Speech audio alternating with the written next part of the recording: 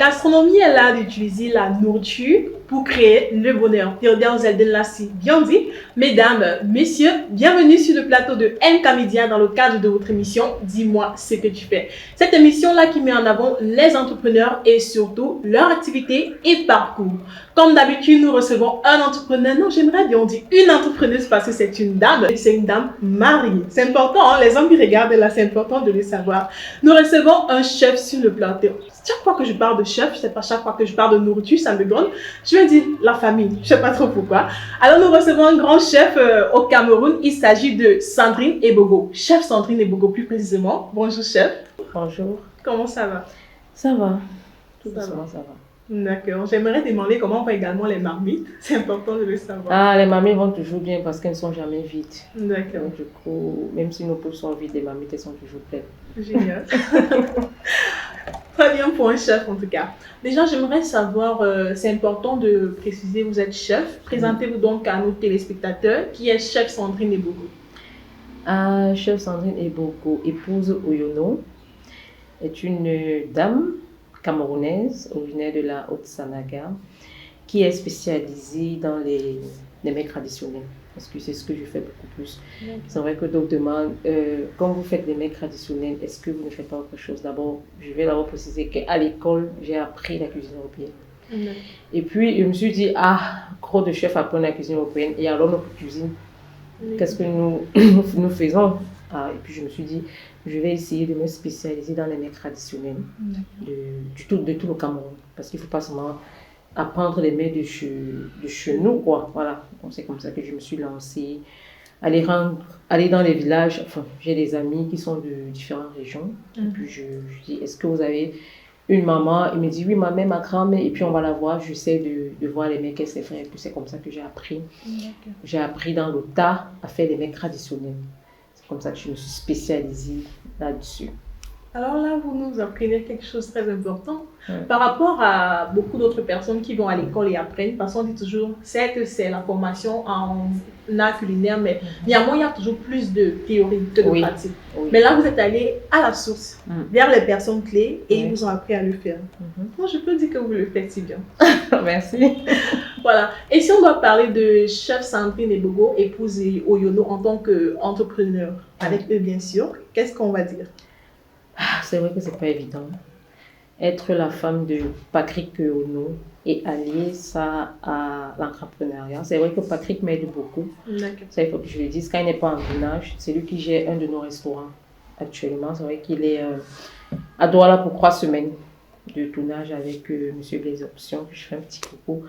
Donc, c'est pas évident parce qu'il y a, à côté de ça, il y a les enfants, à côté de ça, il y a les employés, à côté, il y a les clients, il y a des formations, il y a les dames. C'est pour ça qu'on dit je suis trop simple. Ça, je me vante pas, mais c'est ce que les gens disent.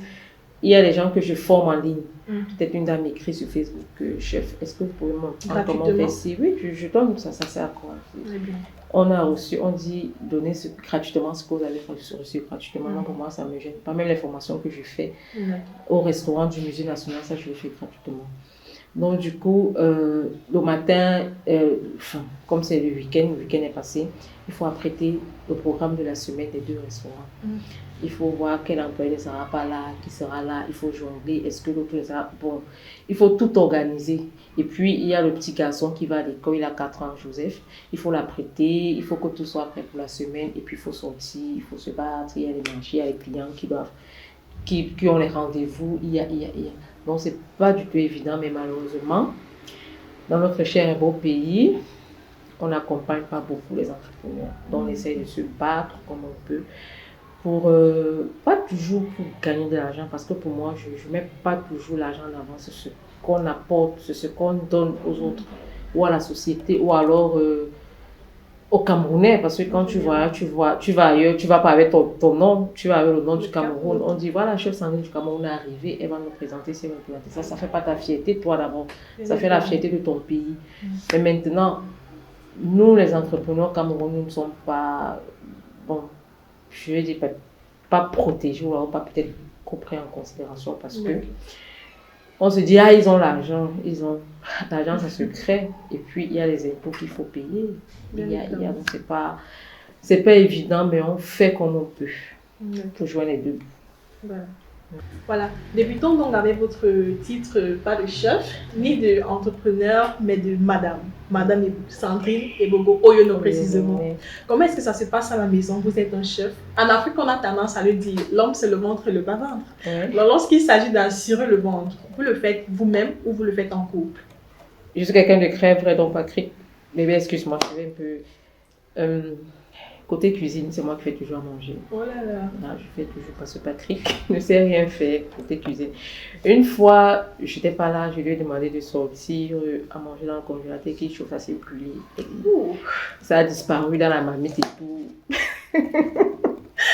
Ah ça! Et il m'appelle, il me dit, bébé, regarde, j'ai dit, tu m'appelles, tu as encore m'appeler pour me dire que tu as brûlé ce que tu allais manger. Alors là, maintenant, tu te débrouilles, je peux rien, mais de temps en temps, quand je travaille, bon, c'est vrai que sur 7 jours, je passe pratiquement 7 jours à préparer. Donc, je ne crois pas que j'ai de jours de repos, mais généralement, quand je prépare, il m'accompagne. Quand je vais faire les courses, il m'accompagne. Quand je cuisine, parfois, il vient faire les tours, il essaie de regarder, mais prendre un couteau, non. Il ne sait pas. Donc, il a tendance à regarder. Il regarde. Mais il n'apprend pas à la fin. Non. Je ne sais pas. Peut-être si on va à l'émission Cuisine en Côte d'Ivoire, peut-être là je vais découvrir qu'il sait préparer, parce que je peux dire qu'il ne sait pas préparer, mais il ne sait pas. Soit, puisqu'il s'est déjà un chef à la maison, j'ai plus Oui, bon, il dit, bon, ça va, j'ai un chef, je mange ce que je veux, je n'ai plus à me casser la tête. D'accord. Mais il ne sait pas. D'accord, c'est vrai, les hommes se disent souvent, ma femme peut tout faire, je n'ai pas besoin de le faire. C'est vrai qu'il y en a même d'autres qui savent le faire, mais puisqu'ils aiment manger le plat. Oui, voilà. C'est vrai, j'ai des amis chefs, les hommes, mais qui ne préparent pas chez eux. Qui ne préparent pas. Ils se disent, non, ma femme, c'est elle qui doit préparer. Exactement. J'ai dit souvent, c'est dommage, tu ne peux pas être chef et puis tu demandes à ta femme de préparer tout le temps. C'est vrai que tu n'es pas là, tu vas bosser. Et si elle est à la maison, elle prépare pour les enfants, mais un week-end ou alors pendant tes heures libres, tu peux faire manger pour elle et les enfants. En fait, je crois que c'est la tradition, c'est la culture africaine. Exactement. Voilà, cette fois-ci, parlons du restaurant du musée. Du restaurant du musée, puisque vous avez mentionné tantôt, les entrepreneurs au Cameroun ne sont pas vraiment soutenus. Donc, j'aimerais déjà que vous nous racontiez votre histoire avec le musée national. Comment avez-vous fait pour déjà être gérante? Parce que c'est vous qui gérez ce restaurant au musée. C'est vrai que le restaurant du musée a 3 ans, je crois. Avant, le MINAC, parce qu'il faut préciser que le restaurant du musée, c'est le restaurant du MINAC. Exactement. Ministère des Arts et de la Culture. Donc, j'avais je vais dire un petit tourne d'eau au MINAC. On n'avait pas encore construit le restaurant du musée. Et puis le ministre a dit, voilà, il nous fait les bons petits plats ici, pourquoi pas lui donner le restaurant du musée. Donc c'est comme ça qu'on me donne le restaurant du musée. Et ce restaurant a été conçu ou construit pour les différents pôles qu'il y a tout autour. Parce que si vous arrivez au musée, vous allez voir qu'il y a les pôles autour. Les pôles, c'est un peu comme, il y a le pôle cinéma, le pôle danse, le pôle théâtre, le pôle musique, le pôle bien-être esthétique. Donc, tous les arts, c'est 23 pôles, tous les arts représentés, que nous allons faire en fédération. Il y a naturellement le pôle art culinaire. Donc, du coup, comme je suis chef, je m'occupe du pôle art culinaire. Donc, voilà. Et à côté de ça, je suis coordonnatrice nationale du pôle art culinaire. Nous sommes 3 au Cameroun. Donc, il y a Maïté, Madame Maïté, c'est la dame qui est à Louvois Sainte-Anastasie. Il y a Chef Ngoulou, que tout le monde connaît. Et puis il y a moi. Donc, c'est un peu ça. Le but de ce pôle, c'est d'amener les gens à adhérer, ou les chefs, ou ceux même qui aspirent à être chefs, adhérer dans la fédération de cuisine que le ministère de la Culture est en train de travailler encore là-dessus. Donc c'est un peu ça. Donc c'est un peu comme ça que j'ai eu le restaurant du musée. Puis en même temps, je me dis que peut-être le ministre de la Culture et ses collaborateurs ont trouvé à moi quelqu'un de vrai, qui veut vraiment travailler, qui est en fond dans son boulot, quoi. Parce que à côté de ça, je fais des voyages à l'étranger pour essayer de valoriser et promouvoir la cuisine traditionnelle. Parce qu'en fait, je me dis, ça rime avec le musée national et la cuisine traditionnelle. Donc, je me dis que c'est ça, c'est pour ça que je suis encore là jusqu'aujourd'hui. D'accord. Et j'aimerais bien préciser, c'est pas juste le musée national, mais tous les Camerounais en général. Parce que au Cameroun, lorsqu'on parle de cuisine, est-ce qu'on parle surtout de chefs? Parce qu'il y a les cuisiniers et il y a les chefs. Je précise bien, tout le monde peut souvent préparer, mais tout le monde ne peut pas être chef, c'est bien vrai. Donc lorsqu'on parle de cuisine au Cameroun, lorsqu'on parle de chef, le nom Sandrine Ebogo est toujours mentionné. C'est très important de le mentionner parce que c'est vrai qu'on va regarder sur les plateformes, les réseaux sociaux, il y en a plusieurs qui vont souvent, on appelle ça, c'est la jungle. Donc ils vont toujours essayer de montrer le pour et le contre et qu'on sort. Mais néanmoins, lorsqu'on veut faire une petite comparaison, on voit que la plupart des Camerounais, lorsqu'il s'agit de cuisine, on regarde Sandrine Ebogo. Lorsqu'il s'agit de cuisine. Oui, le problème est que je vais tirer sur personne. Parce que chaque fois qu'on me pose la question sur ce point-là, beaucoup de personnes se sentent indexées. Non. Il y a les blogueurs culinaires. Ce ne sont pas des chefs. Je suis désolée. Ce sont des blogueurs. C'est par là qu'ils trouvent peut-être leur abonné ou parce que moi, ma page elle n'est pas d'abord monétisée, ça ne m'intéresse pas.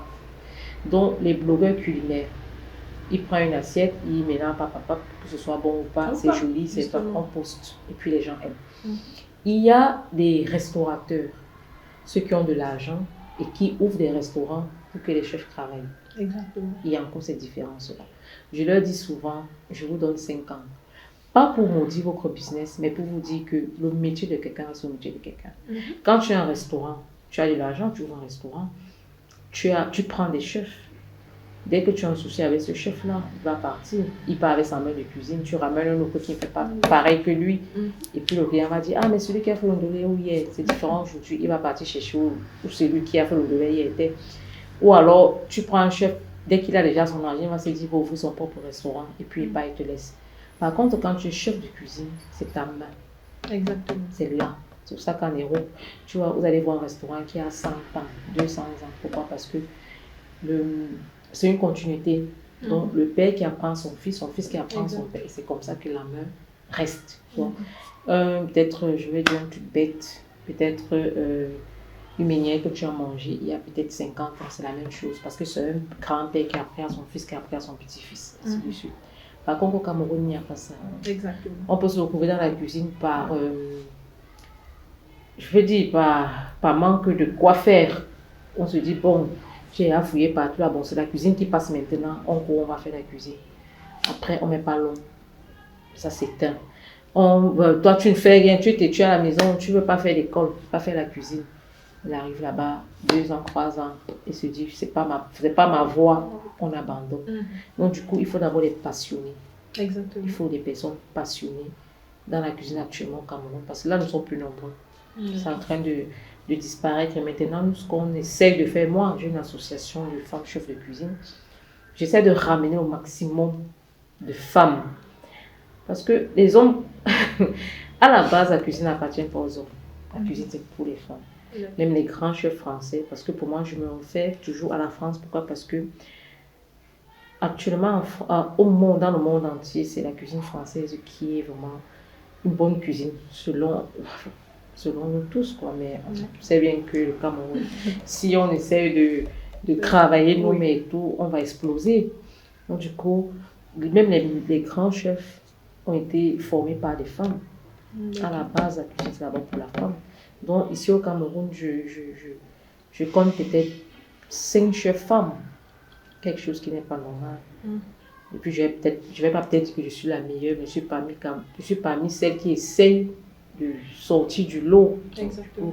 Je ramène les filles à aimer la cuisine, à persévérer, parce que même quand je me formais en 2004, 2005, nous étions plus de filles. Mais maintenant, je suis dans ma classe, je crois que je suis la seule qui est restée, qui continue à exercer le métier de cuisinière. Donc, c'est pas évident.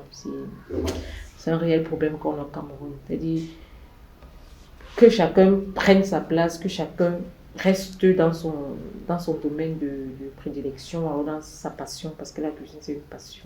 Après, il y a même le don. Il y a ceux qui sont des blogueurs qui ont le don de la cuisine, mais qui ne sont pas des chefs, oui. Là, ça peut passer, mais actuellement, au Cameroun, c'est tout le monde qui fait les restaurants, c'est tout le monde qui parle de cuisine. Sans toutefois avoir les bases, on s'en fout. On fait comme on veut. En fait, c'est tout le monde qui sait cuisiner. C'est tout le monde. D'accord. Parlons toujours de nourriture, c'est très important. Vous avez mentionné les hommes et les femmes lorsqu'il s'agit de chefs. Plusieurs personnes de nos jours, surtout les femmes, parce que ce sont les femmes qui aiment le mentionner, disent que l'homme cuisine mieux que la femme. C'est faux. Ah bon? Enfin, excusez-moi du mot faux. Pas vraiment faux. C'est pas vraiment faux. Il y a des hommes qui font très bien la cuisine. Mais je veux dire, la cuisine vient de la femme. D'accord. Ce sont les femmes, comme je disais tout à l'heure. Paul Bocuse, qui est un très grand cuisinier français, c'est sa tante qui lui a appris à faire la cuisine. C'est sa tante qui lui a dit, voilà les bases, on fait comme ça, on fait comme ça. Et puis maintenant, avec son intelligence et la passion et le don qu'ils avaient dans leur famille, le don de la cuisine, il s'est amélioré et puis il est devenu un grand chef. Si sa tante n'était pas là, il aurait appris où? Très question. C'est toujours la femme. On sait que il y a un célèbre pasteur qui dit souvent, la place de la femme, c'est dans la cuisine. C'est la femme qui a la cuisine. Et puis les hommes apprennent auprès de la femme. Moi, j'ai mes frères qui font la cuisine parce qu'ils ont appris auprès de ma mère. Nous tous d'ailleurs, filles comme garçons, on apprend auprès de nos grands-mères. Donc, si l'homme ne peut pas faire la cuisine mieux que la femme, il peut s'améliorer mieux que la femme. Il ne peut pas faire la cuisine mieux que la femme, il peut s'améliorer mieux que la femme. Parlons cette fois-ci de la mamie de grand-mère. Déjà, le nom est très original. J'aimerais savoir d'où est venue l'inspiration pour ce nom. Voilà, comme je dis toujours, mes internautes ou alors mes fans sont mes meilleurs amis. Quand j'ai eu l'emplacement pour le restaurant, j'ai lancé sur ma page, j'ai dit, bon, je veux que vous me donniez un nom par rapport au nouveau restaurant. Et puis c'est une internaute qui a dit la mamie de grand-mère. Et puis j'ai regardé, j'ai dit, bon, comme je fais dans le traditionnel, du coup, c'est ma grand-mère qui m'a appris beaucoup de mets. Et puis les autres grand-mères, du coup, je mets le nom à la mamie de grand-mère. Original en tout cas. Ouais, merci. En vrai, en écoutant votre histoire dès le départ, je me suis dit, bon, ça coïncide beaucoup. Vous avez appris chez d'autres grand-mères et là, vous décidez de donner le nom la mamie de grand-mère. Et on dit toujours, grand-mère prépare le mieux. Donc sa mamie, forcément, quelque chose de très spécial. Meilleure cuisinière. Voilà. Mais ce sont les meilleurs chefs en fait. Voilà. Ce sont les grands-mères qu'on doit beaucoup plus. Il y a un festival que j'ai organisé il y a 2 ans où je mettais en avant les grands-mères. D'accord. Oui. J'ai essayé de regrouper une dizaine ou une douzaine de grands-mères qui sont venues faire à manger puis on a fait une exposition. C'était beau. Wow. C'était beau donc pour moi. Et comme ma grand-mère vient encore là 102 ans, 106 ans, donc du coup, pour moi, je mets toujours les grands-mères en avant parce que les grands-mères qui nous apprennent tout chez nous, dans mon village, quand il y a une petite fille, elle doit rester d'abord avec sa grand-mère. Oui, jusqu'à un certain âge, peut-être 10 ans. Puis sa grand-mère qui lui apprend ci, qui lui apprend ça, qui lui donne les bases de la cuisine. Tout. Pour moi, la grand-mère a toujours une place très importante dans la vie d'une femme. Donc, du coup, c'est ça que j'ai vu le nom du restaurant était original, c'était bien, ça collait un peu avec ma personnalité, ça collait avec tout ce que je fais et j'ai accepté. D'accord. Voilà, puisque vous êtes une femme mariée, j'aime toujours poser cette question aux femmes mariées, surtout que vous avez beaucoup d'activités, beaucoup de projets sur lesquels vous travaillez. Comment est-ce que vous arrivez à gérer les deux? Surtout avec Patrick qui ne sait pas. Surtout avec Patrick Oyono, que les filles ne laissent pas. Ouais. Oh là là, ah bon? Surtout avec Patrick Oyono, que les filles ne laissent pas. C'est pas évident. Apparemment, il y a une fille ici. Hein? Ouais, il y a toujours les filles. Okay. Voilà, surtout avec Patrick Oyono, Bill et Wanet. C'est pas toujours évident. C'est pas un long fleuve tranquille avec les filles. Les messages insulteux, les messages de ci, les messages de ça. Et comme je suis une bonne petite, parfois on se gâte. Parfois je réponds pas. Parfois. Donc, c'est pas évident d'allier mariage, être une femme mariée d'une personne célèbre. Et même si je n'étais pas chef, ça a coup sûr, on m'aurait reconnu en route parce que c'est peut-être me poster et tout. Il ne cache vraiment pas l'amour là. Non, il ne cache pas. L'autre là, il ne cache pas. Si on me reconnaît toujours. D'autres ne me connaissent même pas, mais de plus en plus, dans la rue, c'est Chef Sandrine et tout. Après, je dis, ah, la femme de Billy Warner. Là, on essaie de...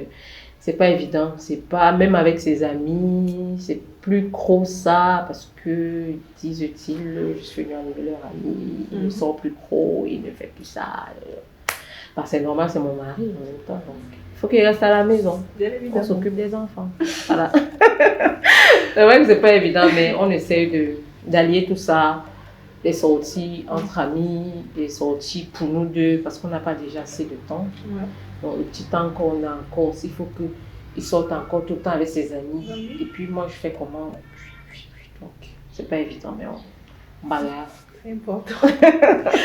Voilà, toujours dans la logique du couple, j'aimerais savoir, vous avez mentionné, c'est vrai, Patrick, il y a beaucoup de prétendantes, mais vous également, vous êtes une femme, et une très belle femme, je précise. Une très belle femme. Et avant même, Patrick, vous êtes chef. Et je me dis toujours, en tant que chef, nous sommes stars naturellement. Parce que vous êtes amené à rencontrer des personnalités. D'une manière ou d'une autre. Je prends un petit exemple juste comme ça. Préparer par exemple pour un ministre. Ça, c'est quelque chose. Et on ne sait pas si le ministre là, va mettre les yeux sur vous ou pas. Je suis une femme, c'est normal. Normalement, je fais à manger pour 2 ministres actuellement. Je prépare personnellement pour eux.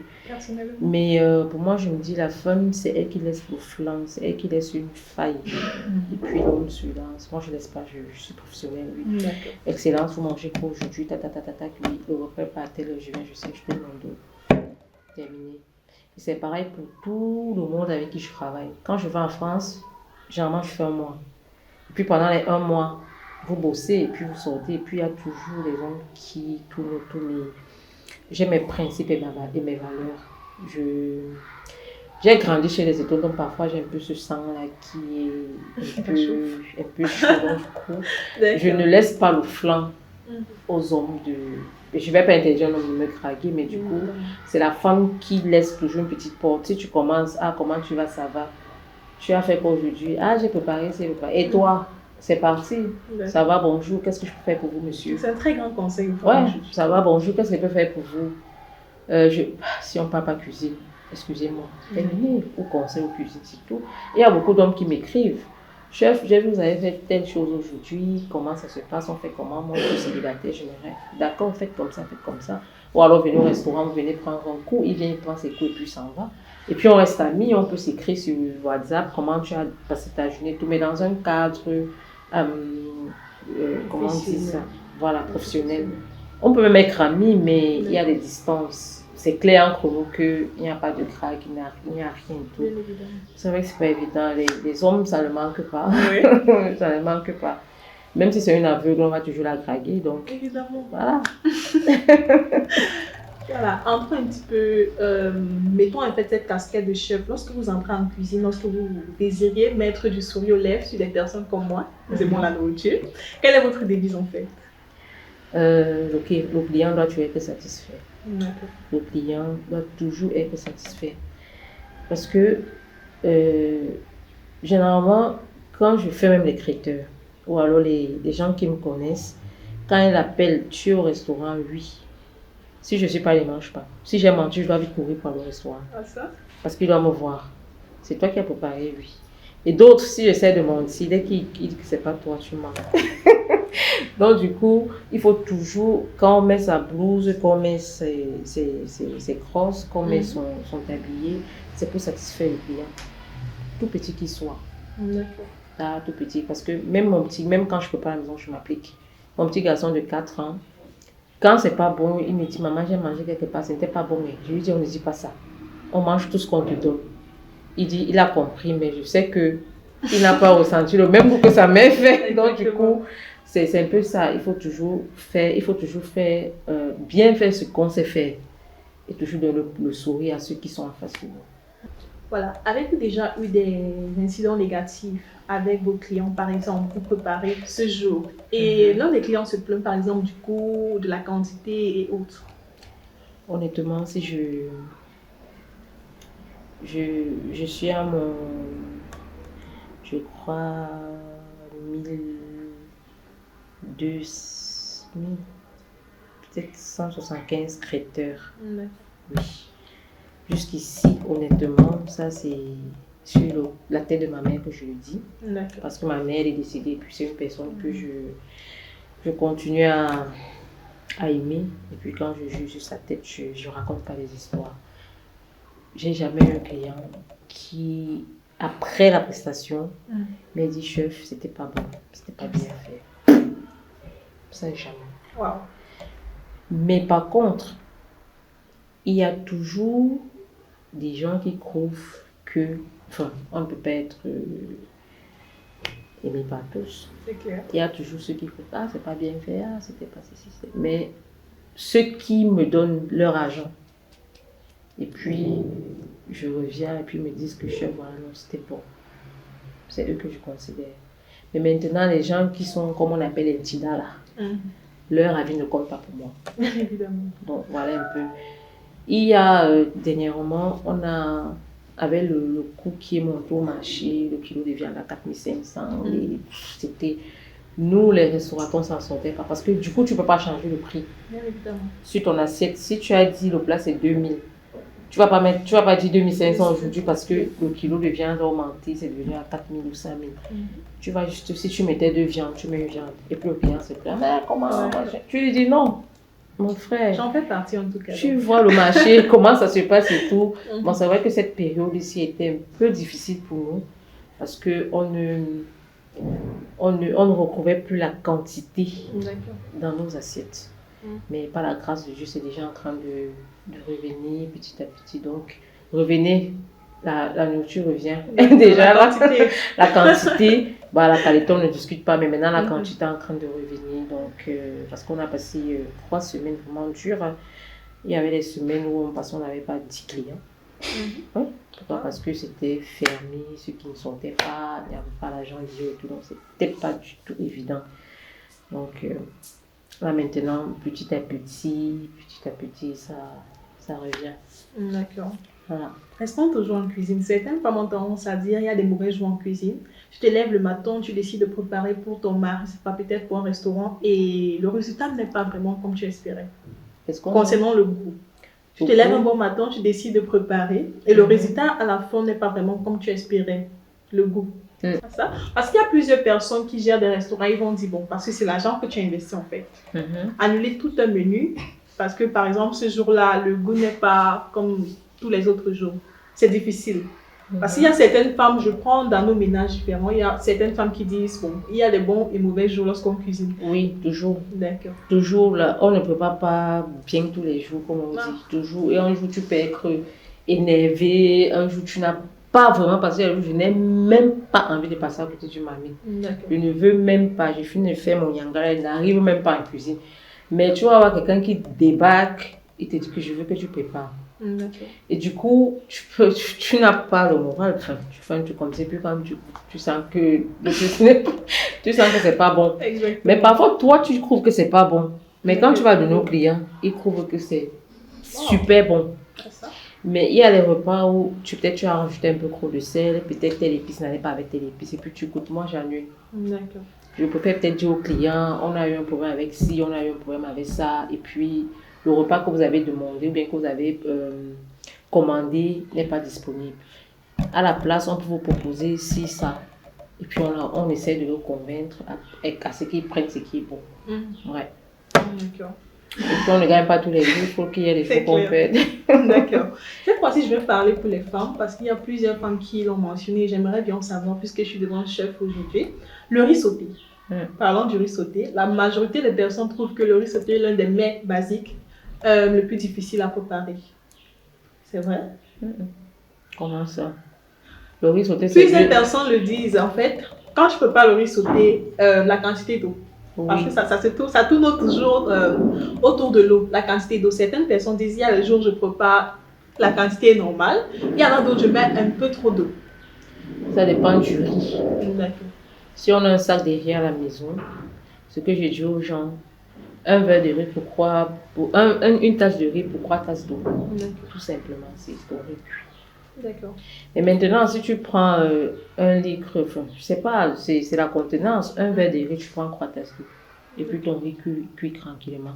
Maintenant, il y a les riz sur le marché qui ne sont pas de bonne qualité. D'accord. J'ai été contactée une fois par une grande société où ils exportent, où c'est eux qui fabriquent du riz. Je devais faire toutes ces démonstrations-là. Mais après, le diable a fait. Et puis, je n'ai plus fait cette publicité-là.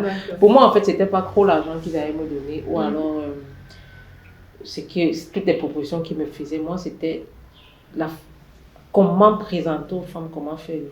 Très important. Comment préparer le riz. C'est vrai que moi-même, le riz m'a menacé. Il ne faut pas que je dise là. Voilà. C'est le riz, pour que je réussisse à faire le riz, ça fait peut-être 5 ans. D'accord. Quand je mets le riz, dès que je joue comme ça, pap. Et puis j'ai essayé plusieurs fois, mes employés me disaient, mais madame, pourquoi elle dit que laissez-moi, j'essaie, j'enlève, j'essaie. Et puis finalement, j'ai trouvé la solution du riz. D'accord. Il y a un riz sur le marché, on dit c'est difficile. Moi, aucun riz ne peut me résister actuellement. Ah, ça. Donc je sais comment on prépare le riz, je sais comment faire cuire le riz. Parce que c'est un plat, je veux dire, national au Cameroun. Parce que le riz, dès que tu mets l'huile rouge, tu lèves un bon gala dedans, c'est bon, les enfants, ils sont à l'aise. Mais maintenant, il faut savoir bien le préparer. Que ce soit le riz simple, il faut que ce soit bon en pensant. Tu crois que tu manges peut-être le poulet et le riz, mais c'est le riz sauté que tu manges. Donc, le riz, c'est bien, comme vous dites, je vais essayer de faire un peu des vidéos là-dessus, comment montrer, parce que c'est vrai que la question revenait tout le temps sur mon Messenger, comment faire le riz, parce que je vois les gens qui s'agitent là. Le chef qui adore mon ami, c'est qui, comment je dis son nom? Il va me cramer. Il y a un chef adore là, c'est chef au cric, voilà, chef au cric. Il a envoyé une nouvelle à mon mari que il veut faire le riz. Tu ne peux pas. Tu n'es pas né. Donc, le riz sauté qui chauffe dans les marmites, je vois dans les restaurants et tout. Tout le riz, ce n'est pas la viande, les machins qu'on présente là. Le riz, d'abord, à la base, il faut que ce soit le goût du riz. Quand on te met des viandes ou quoi qu'ils mettent au-dessus là, si ça n'a pas le goût du riz sauté, et chez nous, ma grand-mère, ça je vais toujours la ramener, faisait le riz sauté avec l'huile rouge. Ça, c'est le meilleur riz sauté de tous les temps. Quand on te fait le riz sauté avec l'huile rouge, un peu de mendianga, et puis les écrevisses et tout ça là, le djom, mais c'est vraiment comme au village, c'est le meilleur goût. D'accord. À côté de ça, on peut ajouter vos viandes, vos carottes, vos machins que vous ajoutez là, tout ça c'est pour... Et il y a un point très important que vous avez mentionné concernant les verres d'eau. Moi, par exemple, j'avoue, je n'ai pas tendance à compter, je mets juste l'eau. Et je crois que c'est ce que la plupart des femmes font. Ils mettent juste de l'eau, ils ne mesurent vraiment pas. Ils mettent juste l'eau. Oui, ça c'est pour vous. Moi, c'est la force de l'expérience. J'ai plus besoin de mesurer. Je sais comment faire. Mais pour un verre de riz, même si quand je dis un verre de riz, si le riz est comme ça, vous prenez trois bassines. Si vous prenez une bassine de riz, prenez 3 bassines d'eau. Si vous prenez un verre de riz, prenez 3 verres d'eau. D'accord. Et puis il y a les façons de faire. Il y a le riz qu'on grille, il y a le riz qu'on fait bouillir, il y a le riz qu'on mélange directement avec de l'eau, ça dépend de la façon. Et puis il faut toujours faire le riz à feu doux. C'est pas le feu qui fait cuire le riz, c'est la vapeur. D'accord. C'est pas le feu. Le feu ne fait pas cuire le riz. C'est la vapeur. C'est pour ça que les Chinois, les machines, les autocuiseurs en riz là, c'est pas le feu. C'est la vapeur qui manque qui fait cuire le riz. D'accord. Cette fois-ci, parlons de vos projets et spécifiquement débutons avec le Guinness Record, le record Guinness.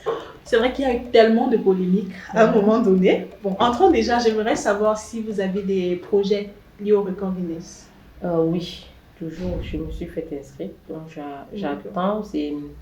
Guinness Record m'avait demandé un sponsor officiel. D'accord. Donc le sponsor devait apporter une licence, un document qu'ils acceptaient ou ils autorisaient qui sont mes sponsors.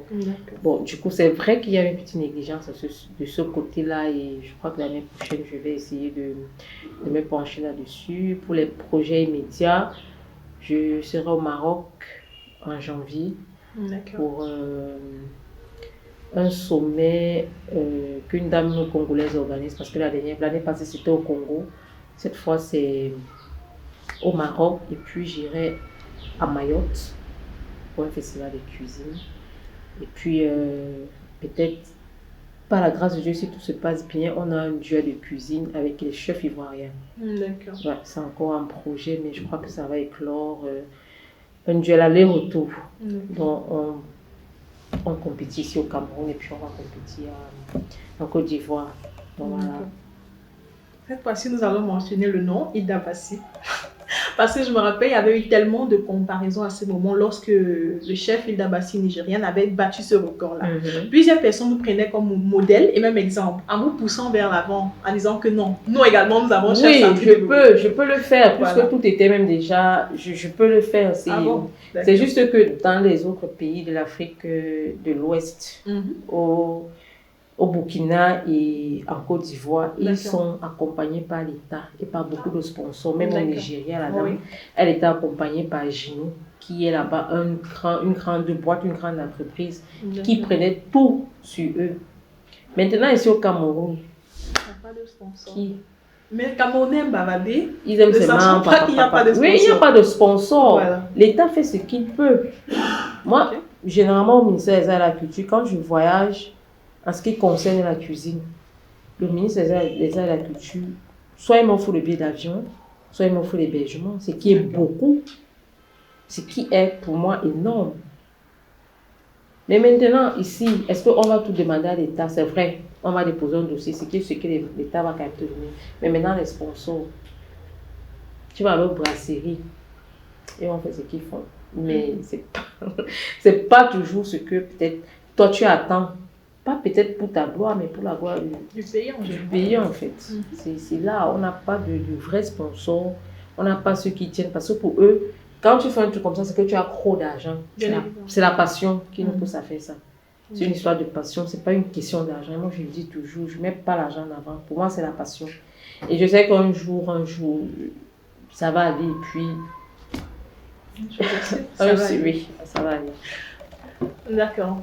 Certes, je n'ai pas posé des questions, je n'ai pas voulu qu'on entre dans le domaine hygiène parce que je me dis déjà en tant que chef et j'ai également été témoin parce que j'ai visité un de vos restaurants et franchement, côté hygiène, ça assurait. Donc, je ne suis pas vraiment entrée dans ça. Alors, pour finir, quel conseil pourriez-vous donner aux femmes qui décident d'entreprendre et surtout dans votre secteur, l'art culinaire?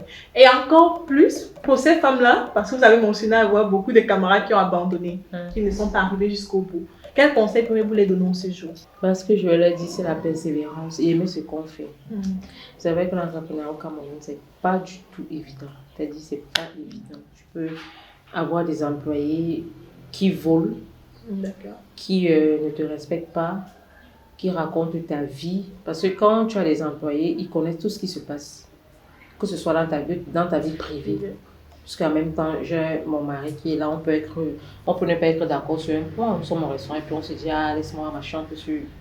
Et puis l'employé, soit il va raconter ça d'ailleurs et tout. Donc, il faut être vraiment, vraiment patient. Et puis comprendre les gens et aimer ce qu'on fait, c'est tout. Parce que s'il n'y a pas l'amour de ce qu'on fait là, pour moi, c'est toujours la passion. Parce que quand on est passionné de quelque chose, ou bien par quelque chose, on a toujours envie d'avancer, toujours envie de persévérer. Donc c'est tout. Il n'y a pas grand-chose, c'est la patience, la persévérance. Très important. Voilà, avant de vous laisser, Sandrine, j'aimerais déjà vous souhaiter bonne chance parce que vous avez mentionné que vous allez représenter le Cameroun en Côte d'Ivoire pour une compétition. Et n'oubliez surtout pas, c'est la belle famille. Voilà, c'est la belle famille. Et il y a toujours cette petite concurrence entre le continent, le Cameroun et la Côte d'Ivoire. Donc, déjà, je vous souhaite bonne chance et surtout représentez-nous bien. Parce que c'est également l'honneur de toute une nation. Ouais, c'est vrai. C'est vrai que je ne serai pas seule. D'accord. Je vais sélectionner 10 chefs avec lesquels nous partirons. Et puis en même temps, j'ai déjà étudié presque toute la gastronomie ivoirienne. Génial. C'est vrai qu'on a certains mecs qui se ressemblent, mais on les bat déjà au niveau du nombre de mets. Exactement. Le nombre. Parce que goût même. On a 10 régions. Oui. Je crois qu'ils n'ont pas 10 régions. On a, je crois, 52 départements. On a des arrondissements. On a des cribus, on a des clans. Imaginez dans une région, il y a combien d'arrondissements. Dans un département, il y a combien d'arrondissements? Il y a combien de groupes? Il y a combien de mets? Nous sommes actuellement peut-être à 2700 mets.